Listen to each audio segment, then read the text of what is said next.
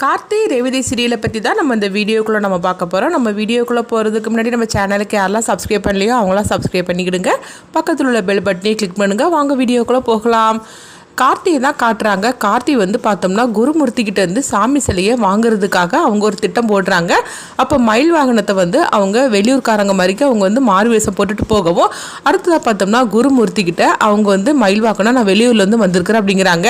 அதை குருமூர்த்தி நம்பிடுறாங்க. அடுத்து பார்த்தோம்னா அவங்க சாமி சிலையை காட்டுறதுக்காக அவங்க மயில் வாகனத்தை அழைச்சிட்டு போகவும், மயில் வாகனமும் அவங்க கூட போகிறாங்க. அப்போ சாமி சிலையை எங்கே வச்சிருக்கிறீங்க அப்படின்னு சொல்லிட்டு மயில் வாகனம் கேட்கவும், இப்போ குருமூர்த்தி சொல்கிறாங்க, இந்த மாதிரிக்கு சாமி சிலைகள்லாம் வெளியெல்லாம் நாங்கள் வைக்க மாட்டோம், ஏன்னா வச்சுருந்தா அது ரொம்பவே ரிஸ்க் ஆகும் அப்படின்னு சொல்லவும், அப்போ எந்த இடத்துல தான் வச்சுருக்கிறீங்க அப்படின்னு சொல்லி கேட்டுட்டு இருக்கும்போது, வாங்க சாமி சிலையை காட்டுறதுக்காக தான் உங்களை நான் அழைச்சிட்டு போகிறேன் வாங்க அப்படின்னு சொல்லவும், அப்போ மயில் வாகனமும் குருமூர்த்தி பின்னாடி போகிறாங்க. அடுத்து பார்த்தோம்னா குருமூர்த்தி கிணத்தை காட்டவும், என்னது கிணத்தை காட்டிகிட்டு இருக்கிறீங்க அப்படிங்கும்போது கொஞ்சம் வெயிட் பண்ணுங்க அப்படின்னு சொல்லிட்டு கிணத்துலேருந்து சாமி சிலையை அவங்க எடுக்கிறாங்க. இதை கொஞ்சம் கூட எதிர்பார்க்காத மயில் வாகனம் அதிர்ச்சி அடைகிறாங்க.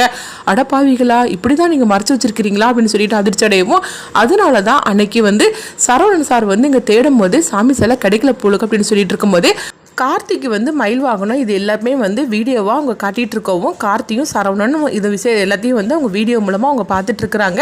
அப்போ சரவணன் சொல்கிறாங்க, இதனால தான் நான் அன்னைக்கு சாமி சிலையை போய் நான் தேடும் போது கிடைக்கல போலுக்கு, இப்படி தான் வச்சிருப்பானுங்க போலுக்கு அப்படின்னு சொல்லிட்டு இருக்கவும், அடுத்ததாக பார்த்தோம்னா அவங்க சாமி சிலையை குருமூர்த்திகிட்ட அவங்க மயில் வாகனம் வாங்குறாங்க. அப்போ என்னது நான் சொன்ன மாதிரிக்கு பணத்தை கொண்டு வந்திருக்கீங்களான்னு சொல்லி கேட்கும்போது, ஆமாம் பணம் கொண்டு வந்திருக்கிறேன் கொஞ்சம் இருங்கன்னு சொல்லிட்டு அவங்க கூப்பிடவும், அடுத்து பார்த்தோம்னா கார்த்தியும் சரவணனும் வராங்க. அவங்கள பார்த்ததுமே குருமூர்த்தி அதிர்ச்சி அடைஞ்சு அங்கே தப்பிக்கிறதுக்காக போகிறாங்க. இப்போ சரவணன் அவங்களை சுற்றி வளைச்சி பிடிச்சிருந்தாங்க.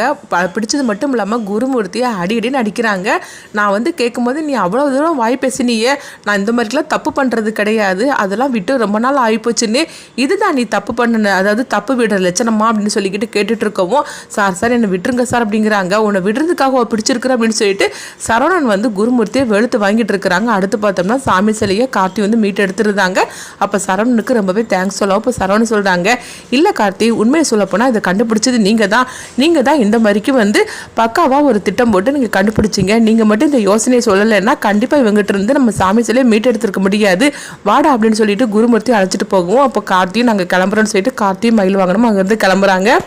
இங்கே பார்த்தோம்னா பாட்டியை தான் காட்டுறாங்க. பாட்டி அவங்க கோயிலில் உள்ளவங்ககிட்ட சொல்லிட்டு இருக்கிறாங்க, என்ன பார்த்துட்டு இருக்கிறீங்க, இன்னும் கொஞ்ச நேரத்தில் சாமி சிலை வந்துடும், நீங்கள் வேலையை ஆரம்பிங்க அப்படிங்கவும், இப்போ சிவனாண்டி முத்துவேல் விருமனுக்கு 3 பேர் சொல்லிட்டு இருக்கிறாங்க.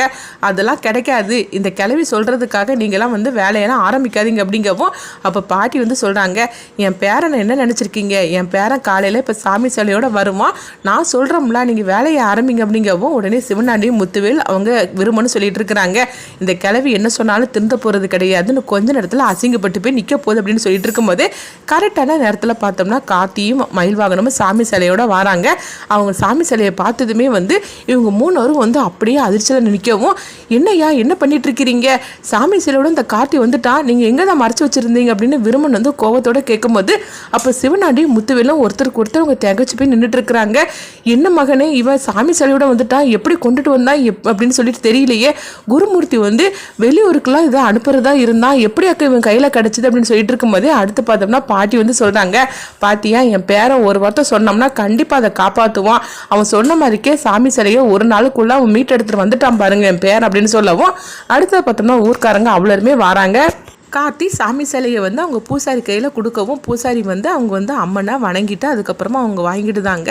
நல்ல வேலையை நீங்கள் சொன்ன மாதிரிக்கே கொண்டுட்டு வந்துட்டீங்க அப்படிங்கும்போது, எங்கேருந்து தம்பி நீங்கள் சாமி சிலையை கொண்டுட்டு வந்தீங்க அப்படிங்கவும், அப்போ கார்த்தி நடந்ததெல்லாம் சொல்கிறாங்க. இந்த மாதிரிக்கு குருமூர்த்தி ஒருத்தங்கிட்ட இருந்தால் நாங்கள் வாங்கணும் அப்படின்னு சொல்லவும், இதை கெட்டதுமே ஊர் ஜனங்க அவ்வளோருமே கார்த்திகிட்டையும் பாட்டிக்கிட்டையும் சாமிடிச்சினையும் வந்துருந்தாங்க. அவங்ககிட்டயும் மன்னிப்பு கேட்குறாங்க, அம்மா எங்களை மன்னிச்சிருங்கம்மா, இவங்க பேச்செல்லாம் கேட்டுக்கிட்டு நாங்கள் உங்களை தப்பாக புரிஞ்சுக்கிட்டோம், மன்னிச்சிருங்கம்மா அப்படிங்கவும், உடனே பரமேஸ்வரி பாட்டி ஊர்க்காரங்களெல்லாம் போட்டு திட்டுறாங்க, இப்போ மாதிரி என் குடும்பத்தை பற்றியும் என் மருமகளை பற்றி நீங்கள் தெரிஞ்சுக்கிட்டா சரிதான், ஆனால் நானும் சரி என் மருமகளும் சரி இந்த ஊருக்காக எவ்வளோ செஞ்சுருப்போம், ஆனால் நீங்கள் எல்லாருமே கடைசியில் இப்படி தப்பாக எங்களை பேசிட்டீங்களே அப்படிங்கவும், உடனே ஊர்க்காரங்க அவ்வளோருமே தலை குனிஞ்சு நின்றுட்டு இருக்கிறாங்க.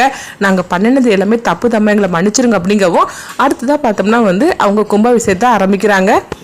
இதை கொஞ்சமே எதிர்பார்க்காத சிவனாண்டி, முத்துவேல், வீரமன், சந்திரகலா இவங்க 4 பேரும் அதிர்ச்சி அடையவும் அப்போ கார்த்தியும் மயில்வாகனமும் சொல்லிட்டு இருக்கிறாங்க, நீங்கள் என்ன தான் திட்டம் போட்டாலும் சரி தான், ஆனால் பார்த்தீங்களா கடைசியில் என்ன நடந்துச்சுன்னு அப்படின்னு சொல்லவும், இதுக்கு மேலே நீங்கள் வந்து இந்த விஷயத்தில் தலையிடாமல் இருந்தாலும் சரி தான், கும்பாபிஷேகத்தை கண்டிப்பாக வந்து நடந்தே தான் தீரும், நீங்கள் என்ன தான் சதித்திட்டம் பண்ணி நடத்த விடாமல் பண்ணணும்னு சொல்லி நினச்சாலும் சரி தான், ஆனால் கண்டிப்பாக வந்து நாங்கள் நடத்தி தான் தீருவோம், உங்களால் என்ன பண்ண முடியுமோ பண்ணுங்கள், ஆனால் இதுக்கு மேலேயும் நீங்கள் ஏதாவது பண்ணினீங்கன்னா அப்புறம் என்ன நடக்கும்னு தெரியாது, நாங்கள் குருமூர்த்தி தான் இதுக்கு காரணம்னு சொல்லியிருக்கிறோம், ஆனால் இந்த பிரச்சனைக்கு காரணம் எல்லாமே நீங்கள் தான் சொல்லி நாங்கள் ஊர்க்காரங்கிட்ட சொன்னோம்னா உங்களுக்கு நடக்கக்கூடிய விஷயமே வேற யாருக்கும் அப்படின்னு கார்த்தி மயில்வாகனும் அவங்கள போட்டு திட்டிட்டு போகிறாங்க.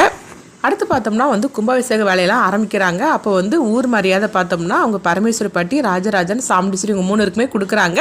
அப்போ வந்து அவங்க 3 பேர் கையாலேயே கும்பாபிஷேகத்தை நல்லபடியாக நடத்திக்கிட்டு இருக்கவும் இதை பார்த்துட்டு அவங்க எல்லாருமே ரொம்ப சந்தோஷப்பட்டுட்டு இருக்கிறாங்க. அதாவது ராஜராஜன் குடும்பம் எல்லாமே சந்தோஷப்பட்டுட்டு இருக்கவும் அடுத்தவங்க பார்த்தோம்னா ரேவதி தான் காட்டுறாங்க. ரேவதி வந்து கொஞ்சம் சோகத்தோடு இருந்துட்டு இருக்கும்போது அப்போ அங்கே பாட்டியும் ரோஹிணியும் வராங்க.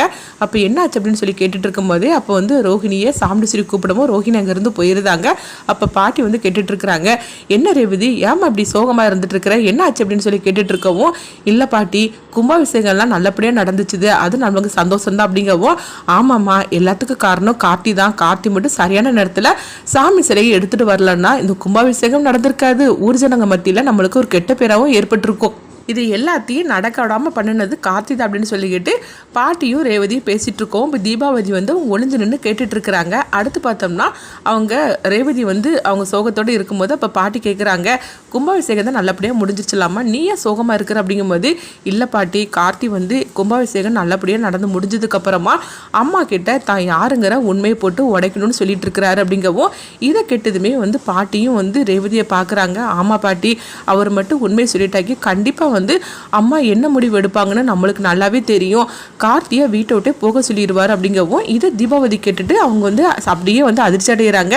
நம்ம என்ன விஷயத்துக்காக வந்தோமோ அந்த விஷயத்தை பற்றி தான் அவங்க பேசிகிட்டு இருக்காங்க அப்படின்னு சொல்லிட்டு அதெல்லாம் அவங்க கேட்டுட்டு இருக்கவும் அப்போ வந்து பாட்டி வந்து சொல்லிட்டு இருக்கிறாங்க, ஆமாம் ரேவதி நீ சொல்கிறதெல்லாம் உண்மைதான், கண்டிப்பாக வந்து சாமுண்டீஸ்வரியோட கோவம் தான் நம்மளுக்கு தெரியுமே, ஆனால் கார்த்திகிட்ட நம்ம அதை பற்றி பேசலாம் சொல்ல வேண்டாம்னு சொல்லலாம் அப்படிங்கும்போது நான் எவ்வளவோ வந்து அவர்கிட்ட நான் சொல்லிட்டேன், இப்போதைக்கு இந்த உண்மையை பற்றி சொல்ல வேண்டாம், அம்மாவுக்கு எப்போ அந்த விஷயம் தெரிய வருதோ அப்போ தெரியட்டும், அப்போ நம்ம சமாளிச்சுக்கலாம், இப்போதைக்கு நீ சொல்ல வேண்டான்னு நான் எவ்வளவோ கார்த்திகிட்ட சொல்லி பார்த்துட்டேன், ஆனால் அவர் கேட்க மாட்டேங்கிறாரு, தான் எடுத்த முடிவில் உறுதியோடு இருக்கிறாரு அப்படின்னு சொல்லவும் அப்போ வந்து பாட்டி சொல்கிறாங்க, கார்த்தி பற்றி தான் உனக்கு தெரியும்லாமா, அவன் இதனால் வரைக்கும் சாமுண்டீஸ்வரிகிட்ட உண்மையை சொல்லாமல் இருந்ததே பெரிய விஷயம், ஆனால் 2 குடும்பத்தையும் ஒன்று சேர்க்கறதுக்காக தான் அவன் இந்த குடும்பத்துக்குள்ளேயே வந்தான் அப்படின்னு அவங்க வந்து சொல்லிட்டு இருக்கவும் இது எல்லாத்தையும் தீபாவளி வந்து கேட்டு அதிர்ச்சி அடைகிறாங்க.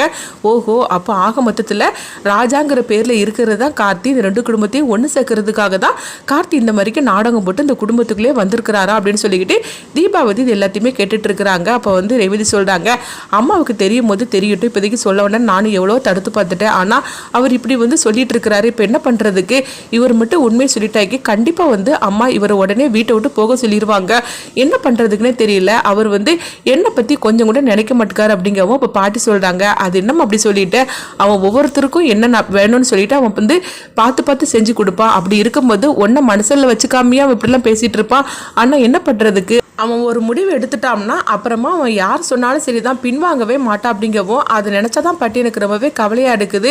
இப்போ கார்த்தி வந்து இப்போ அம்மா கிட்ட உண்மையை போட்டு உடைக்க போகிறாரு, அம்மா வந்து என்ன மனநிலைமையில என்ன முடிவு எடுப்பாங்கன்னு எனக்கு தெரியல, இல்லை சித்தி சும்மா இருப்பாங்களா, அவங்க கொஞ்சம் கூட ஏற்றி விட்டுட்டு இருப்பாங்க, இப்போ எனக்கு இதெல்லாம் நினைக்கும் போது எனக்கு ரொம்பவே கவலையாக இருக்குது, கோயில் கும்பாபிஷேகம் நல்ல மாதிரிக்கு முடிஞ்சிருக்குன்னு சொல்லிட்டு சந்தோஷப்படுறதுக்கா, இல்லைன்னா கார்த்தி வந்து அடுத்ததாக அவரை பற்றின உண்மையை வந்து சொல்ல போகிறாருன்னு சொல்லிட்டு வருத்தப்படுறதுக்கான்னு இதெல்லாம் நினைக்கும் போது எனக்கு ரொம்ப கவலையாக இருக்கு பாட்டி அப்படின்னு சொல்லிட்டு இருக்கும்போதே, நீ கவலைப்படாதம்மா, அந்த ஆத்தா வந்து கண்டிப்பாக வந்து கார்த்திக்கும் உனக்கும் நல்ல வாழ்க்கையை தான் அமைச்சு கொடுப்பா, ஏன்னா கார்த்தி வந்து சாமி சிலையே வந்து அவன் வந்து மீட்டு எடுத்துகிட்டு வந்திருக்கிறான், அப்படி இருக்கும்போது ஆத்தா வந்து கார்த்தியும் உன்னையும் கைவிட்டுருவாங்களா என்ன, அது மட்டுமா உங்கள் 2 பேரையும் சேர்த்து வச்சது அந்த ஆத்தா தான், அதனால கண்டிப்பாக வந்து அப்படிலாம் நீ நினைக்கிற மாதிரிக்கு எதுவுமே நடக்காது, சாமுண்டீஸ்வரியோட மனசை கண்டிப்பாக வந்து கார்த்தியை ஏற்றுக்குமா அப்படின்னு சொல்லிட்டு இருக்கவும், என்ன பாட்டி நீங்கள் சொல்லிட்டு இருக்கிறீங்க, அம்மா ஏற்றுப்பாங்கன்னு சொல்லிட்டு நீங்கள் நம்புறீங்களான்னு எனக்கு கேட்கும்போது அந்த ஆத்தா கண்டிப்பாக வந்து சாமுண்டீஸ்வரியோட மனசை மாற்றுவாமா அப்படிங்கிறாங்க.